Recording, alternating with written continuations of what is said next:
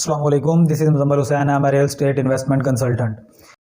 अब जब हम जिस टॉपिक के ऊपर बात करने जा रहे हैं, जो मैं चीज़ आपको बताने जा रहा हूँ, ये पाकिस्तान के अंदर बहुत ही कम चीज़ इस्तेमाल होती है, बहुत कम लोगों को इसके बारे में पता है। और जबकि ओवरसीज़ के अंदर, दुनिया के अंदर और ममालिक के अंदर बहुत ज़्यादा लोग इससे बेनिफिट हासिल कर रहे हैं, फ़ायदा ले रहे हैं, अपने घर बना रहे हैं, अपनी एसेट्स बना रहे हैं और उनके ऊपर उन्हें प्रॉफिट भी आ रहा है। पर वो अपनी नेटवर्थ जो है वो उसको बढ़ा रहे हैं, जनरेट कर रहे हैं, अपने आप को, अपनी जो वेल्थ है उसको जनरेट कर रहे हैं, बड़ा कर रहे हैं। अच्छा, इसके ऊपर मैं आपको ये चीज़ बताता चलूँ कि हमसे जो लोग बाहर मूवीज़ देखते हैं, हॉलीवुड की मूवीज़ देखते हैं, सीरीज़ देखते हैं, सीज़न्स देखते हैं, और जो एड्स आ रही हैं बाहर के ममालिक की, अमेरिका की, यूके की, अब कनाडा की, इसके अंदर, इस ममालिक के अंदर ना, इन कंट्रीज़ में होता ये है कि मॉर्गेज का ना एक टर्म इंट्रोड्यूस करवाई जाती है कि मॉर्गेज। मॉर्गेज का मतलब होता क्या है? पाकिस्तान के अंदर भी लोग हमसे पूछते हैं, रियल एस्टेट एजेंट से पूछते हैं, ब्रोकर से ये अक्सर सवाल किया जाता है कि व्हाट इज़ मॉर्गेज, कि मॉर्गेज क्या होती है और हाउ वी कैन अप्लाई, कि हम इसको अप्लाई कैसे कर सकते हैं, इससे हम फ़ायदा कैसे ले सकते हैं। अच्छा, मैं आपको ये चीज़ बताता चलूँ कि इसमें होता क्या है, कि मॉर्गेज क्या होती है और इससे आम इंसान को क्या फ़ायदा होता है और ये किस तरह अप्लाई कर सकता है, और इसकी मुकम्मल जो इसकी डिस्क्रिप्शन है वो क्या है, मैं आपके सामने रख रहा हूँ ये चीज़। अब ये चीज़ नोट करें आप, कि मॉर्गेज का मतलब होता है कि लोन। आप कोई भी प्रॉपर्टी परचेज़ करने के लिए, कोई भी प्रॉपर्टी परचेज़ करने के लिए आप किसी लैंडर से, किसी ऑर्गेनाइजेशन से, किसी बैंक से आप लोन लेते हैं। अच्छा, फॉर एग्जांपल आपके पास, आप प्लॉट खरीदना चाह रहे हैं, एक रेजिडेंशियल प्लॉट है, वो उसकी वेल्थ है, जो कीमत है उस प्लॉट की प्राइस है, वो है 1.5 करोड़ रुपया, 150 लाख। अब आपके पास 150 लाख नहीं है, आपने वो प्रॉपर्टी भी परचेज करनी है। आपको पता है कि उसके अंदर आने वाले साल में, 1.5 साल में, 2 साल में उसकी वैल्यू इंक्रीज करनी है और आपको प्रॉफिट उसमें से आना है, या फिर आप अपनी लाइफ टाइम के लिए उसे एसेट बना के रखना चाह रहे हैं।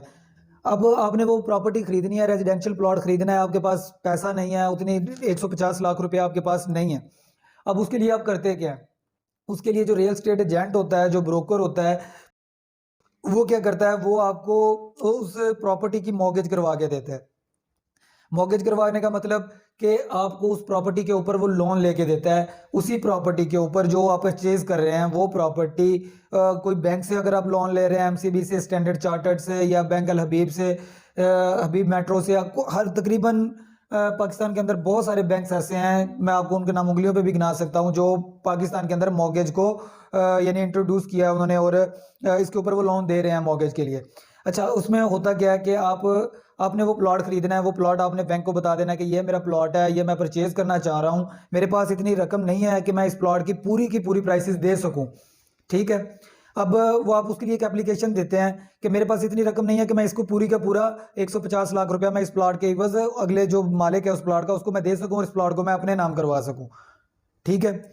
अब बैंक उसके ऊपर क्या करता है? बैंक आपकी की पूरी पिछली स्टेटमेंट देखता है, आपकी इनकम देखता है, आपकी एज देखता है। अगर तो आप गवर्नमेंट के अप्लाई हैं तो मिनिमम जो आपकी सैलरी होनी चाहिए वो 5,000 रुपया होनी चाहिए। आप उसके लिए मॉर्गेज के लिए एप्लीकेशन कर सकते हैं। अच्छा, दूसरी चीज़, अगर आप प्राइवेट जॉब कर रहे हैं तो आपकी प्राइवेट जॉब के अंदर आपकी सैलरी 10,000 रुपया होनी चाहिए, तब आप मॉर्गेज के लिए अप्लाई कर सकते हैं। अगर आप सेल्फ एम्प्लॉयड हैं, बिजनेसमैन हैं, तो आपकी सैलरी जो आपकी मंथ का आपको आ रहा है, जो आपका पैकेज है मंथ का, वो आपको 15,000 रुपया होना चाहिए। उसके बाद आप पाकिस्तान के अंदर आप मॉर्गेज के लिए अप्लाई कर सकते हैं। अच्छा, अब ये चीज़ नहीं है कि आपकी जो इनकम आ रही है वो 15,000 आ रही है और आप 1.5 करोड़ के प्लॉट के लिए मॉर्गेज अप्लाई कर दें, ऐसे नहीं होता। ऐसे आपको मिलेगा भी नहीं। आपको जो भी, जब भी आपको मॉर्गेज के लिए जो लोन और अमाउंट मिलती है, वो आपकी की पूरी पीछे से क्रेडिट हिस्ट्री को देख कर मिलती है।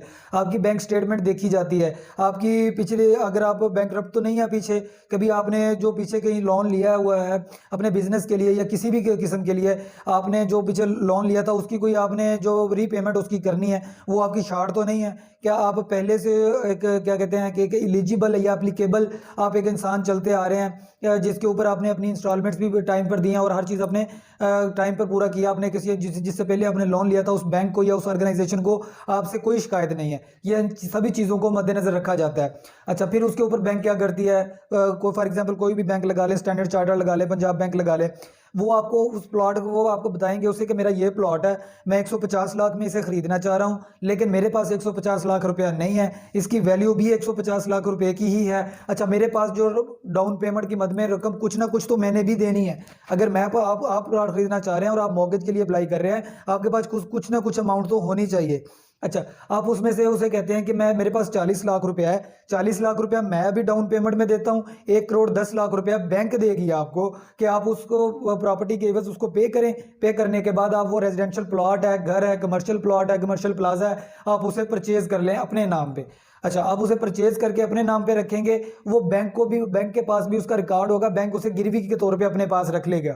आप अब आहिस्ता आहिस्ता आहिस्ता आहिस्ता आप मंथली पेमेंट या क्वार्टरली पेमेंट या आप हाफ ईयरली पेमेंट या ईयरली पेमेंट आप उन्हें रीपेमेंट करते हैं। उनका लोन जो आपने 1 करोड़ 10 लाख रुपया उनसे लोन लिया हुआ है उस प्रॉपर्टी के एवज, वो आप उसे आहिस्ता आहिस्ता पे करते जाते हैं। अगर तो वो आप उसे पे नहीं कर पाते, किसी वजह से आप उसे अमाउंट को पे नहीं कर पाते, तो वो प्लॉट जो है वो बैंक के पास गिरवी है, वो बैंक उसे दोबारा बेच के वो आने वाले 3 साल बाद, 4 साल बाद, 5 साल बाद वो उसको दोबारा बेचेगी, उस प्लॉट को बेचेगी। उसके अंदर 40 लाख रुपया आपका था, 1 करोड़ 10 लाख रुपया उनका था।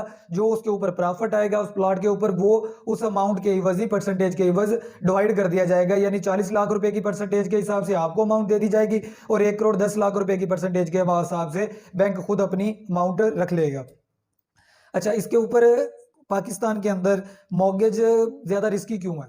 पाकिस्तान के अंदर मॉर्गेज ज़्यादा रिस्की इसलिए है और ज़्यादा मुश्किल इसलिए है कि पाकिस्तान के अंदर इंटरेस्ट रेट जो है वो बहुत ज़्यादा हाई हो गया है। अभी 23 जनवरी को पाकिस्तान के अंदर 100 BPPS इंटरेस्ट रेट को और बढ़ाकर 17% तक ले गए हैं, जो 1998 1998 के बाद अगले 25 साल के अंदर, पिछले 25 साल जो गुजरे हैं, अब 2023 है, 2023 है, 1998 से लेकर 2023 तक जो भी पाकिस्तान के अंदर इंटरेस्ट रेट की शरह रही है वो आज की डेट में सबसे ज़्यादा आज की डेट में है। पाकिस्तान के अंदर इंटरेस्ट रेट की शरह 17% पहुंच चुकी है, 17%। इसके ऊपर फॉर एग्जांपल कि अगर आप 1 करोड़ रुपए का लोन लेते हैं अगले 5 साल के लिए, तो आप ये चीज़ का अंदाज़ा लगा लें कि आपने 17% उस अमाउंट की इंटरेस्ट रेट की मद में देना है उस बैंक को। वो बैंक आपको ऐसे ही नहीं दे देगा, उस बैंक को आपने देना है। वो बैंक आप उसको देते रहेंगे इस रीपेमेंट में, इंस्टॉलमेंट की मद में या क्वार्टरली, जो भी आपकी इंस्टॉलमेंट नेगोशिएबल होती है वो, उसके ऊपर आप उसे पे करते रहेंगे। 17% इंटरेस्ट रेट भी उसे देंगे, तब वो जाके 5 साल के अंदर अगर आपकी प्रॉपर्टी के पैसे पूरे हो रहे हैं तो वो 5 साल के बाद प्रॉपर्टी आपको दे देगा, क्योंकि उन्होंने उनका प्रॉफिट जो उन्होंने 1 करोड़ 10 लाख रुपया बैंक ने दिया था वो इंटरेस्ट रेट की मद में उन्होंने वहां से प्रॉफिट अपना जनरेट कर लिया है। अब प्रॉफिट जनरेट करने की बारी आपकी है, तो जब वो प्रॉपर्टी आपके नाम पे आपको दे दी जाएगी, आपके हैंड ओवर कर दी जाएगी, बैंक की सारी अमाउंट आप पे कर चुके हैं, अब वो प्रॉपर्टी आपकी है। जो उसके अंदर पिछले 5 साल जो गुजरे हैं, जब तक आप बैंक की इंस्टॉलमेंट्स दे रहे थे, उसके अंदर जो एप्रिसिएशन हुई है, फिर वो एप्रिसिएशन आपकी है। अगर आप इंस्टॉलमेंट उसकी नहीं दे पाते, तब जो एप्रिसिएशन होती है फिर वो डिवाइड होती है, आपकी डाउन पेमेंट की मद में आपको मिल जाती है और बैंक की डाउन पेमेंट की मद में बैंक को मिल जाती है। ये होती है मॉर्गेज। मॉर्गेज के अंदर लोग अमेरिका के अंदर, कनाडा के अंदर, यूके के अंदर, हत्ता कि चाइना के अंदर भी ये बहुत ज़्यादा ट्रेंड है कि हर बंदा अपना घर बनाता है, वो मॉर्गेज के लिए अप्लाई करता है, मॉर्गेज से वो बैंक से लोन लेता है, लोन लेके वो अपना घर बनाता है, अपने घर में रहता है, अपने घर में रहते हुए वो जो इंस्टॉलमेंट की मद में वो बैंक को दोबारा पैसा वापसी कर देता है और एंड में वो घर भी उसका अपना हो जाता है। ठीक। अब जो पाकिस्तान के अंदर इसमें जो सबसे बड़ी वजह वो ये होती है कि यहाँ पर लोग रेंट के घर में रहना पसंद करते हैं, क्योंकि वो अपना घर अफोर्ड नहीं कर पाते। वो रेंट के घर में रहते हैं 30 साल 20 साल 20 साल 25 साल 30 साल वो रेंट के घर में रह जाते हैं और रेंट की वो क्या कहते हैं, मंथली रेंट भी देते रहते हैं उसका, और 30 साल बाद वो घर भी उनका अपना नहीं होता। ठीक। क्योंकि पाकिस्तान के अंदर इंटरेस्ट रेट ज़्यादा होने की वजह से, इतना ज़्यादा सूद देने की वजह से लोग मॉर्गेज के लिए अप्लाई नहीं करते।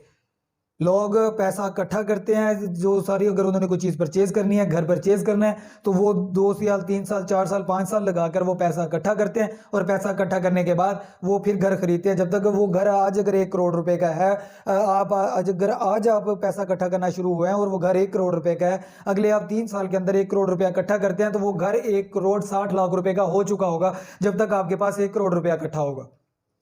अगर आज आप 1 करोड़ रुपए का घर है, अगर आज आप उसका 15 लाख रुपया डाउन पेमेंट आप अपनी जेब से देकर बाकी बैंक से मॉर्गेज करवाते हैं, तो आज आप वो 1 करोड़ रुपए का घर खरीद लें, उसमें रहना शुरू करें, और वो जो आप उधर रेंट के घर में रेंटल जो वैल्यू थी उसकी, वो आप मालिक मकान को पे करते थे, लैंडलॉर्ड को पे करते थे, इधर वही आप अपने लोन के इवज इंस्टॉलमेंट बैंक को पे करते रहें और अगले 5 साल के बाद वो घर आपका हो जाएगा और बैंक के पैसे भी, वो भी इंस्टॉलमेंट जो होती हैं वो पे हो चुकी होती हैं।